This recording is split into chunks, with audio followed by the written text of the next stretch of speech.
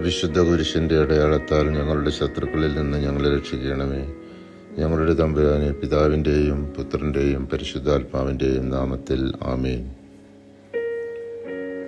സൽക്കർമ്മങ്ങൾ ചെയ്ത് വിശ്വാസത്തിലൂടെ നിത്യജീവനെ മുറുകെ പിടിക്കുവാൻ ആഹ്വാനം ചെയ്യുന്ന തിരുവചന ഭാഗമാണ് വിശുദ്ധ പൗലോസ് തിമോത്തിയോസിന് എഴുതിയ 1-ാം ലേഖനം 6-ാം അധ്യായം 11-12 തിരുവചനങ്ങൾ.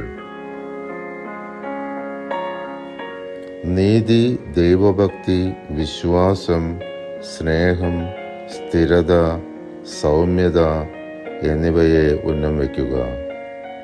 വിശ്വാസത്തിൻ്റെ നല്ല പോരാട്ടം നടത്തുകയും നിത്യജീവനെ മുറുകെ പിടിക്കുകയും ചെയ്യുക.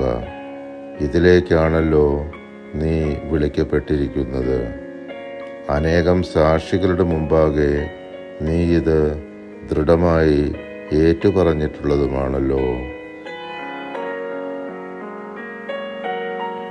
ഞങ്ങളുടെയും ലോകമൊക്കെയുടെയും പാപപരിഹാരത്തിനായി 3 ആണികളാൽ കുരിശിൽ രക്തം ചിന്തി മരിച്ച കർത്താവേ, ഞങ്ങളുടെ മേൽ കരുണയുണ്ടാകണമേ.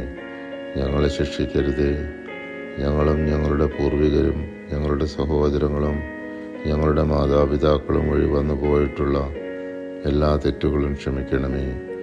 കടങ്ങൾ ഇളച്ചു തരണമേ. ഞങ്ങളെ അങ്ങയുടെ സ്വന്തമായി സ്വീകരിച്ച് അങ്ങേ അരൂപിയിലൂടെ നയിക്കുകയും ചെയ്യണമേ. ആമേൻ.